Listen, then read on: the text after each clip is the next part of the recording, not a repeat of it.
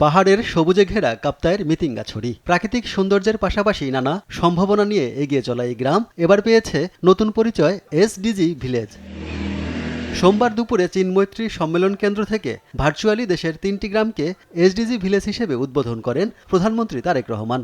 এর মধ্যে রয়েছে রাঙামাটি কাপ্তায়ের মিতিঙ্গাছড়ি, খুলনার দাকোপের পানখালী ও দিনাজপুরের বোচাগঞ্জের নাফানগর। টেকসই উন্নয়ন লক্ষ্যমাত্রার ১৭টি লক্ষ্য সামনে রেখে দারিদ্র্য হ্রাস, শিক্ষা ও স্বাস্থ্যসেবার উন্নয়ন, বিশুদ্ধ পানি ও স্যানিটেশন, নারীর ক্ষমতায়ন এবং পরিবেশ সংরক্ষণে গুরুত্ব দেওয়া হবে।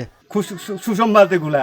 আমাদের তো এলাকা পরিবর্তন হয় নাই, কোনো রাস্তাঘাটও নাই তেমন, তারপরে আমাদের শিক্ষা হারও তেমন নাই, চাকরিজীবীও নাই তেমন, সবাই দিন মজুরি করে খায়। এটা কিন্তু অনেক হতদরিদ্র, এখানে পানির সংকট, কারেন্ট সংকট, পাহাড়ি মানুষ অনেক বেশি কষ্ট থেকে বৃষ্টি বন্যার সময় পাহাড় ধসে পড়ে। আমাদের ওই রাস্তাঘাট, কারণ খাওয়া দাওয়া অনেক সমস্যা, চলাফেরার অনেক সমস্যা। তো ঝড় বৃষ্টি পড়লে আমাদের ছেলেরা তো পুরুষেরা কাজকর্মে যাইতে পারে না। কাছে একটা মসজিদ হলে, স্কুল হলে, মাদ্রাসা হলে মানে এলাকাটা আরো একটু উন্নত হইতো।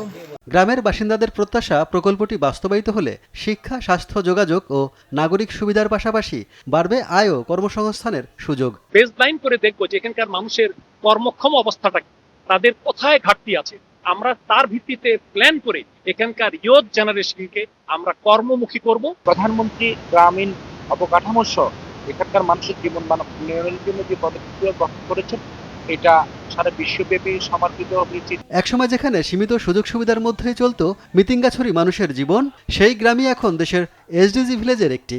স্থানীয়দের প্রত্যাশা এই উদ্যোগ শুধু গ্রামের অবকাঠামো নয়, বদলে দেবে মানুষের জীবন ও জীবিকার সার্বিক চিত্র। সুব্রত গাইন, নিউজ ডেস্ক, দেশ টিভি।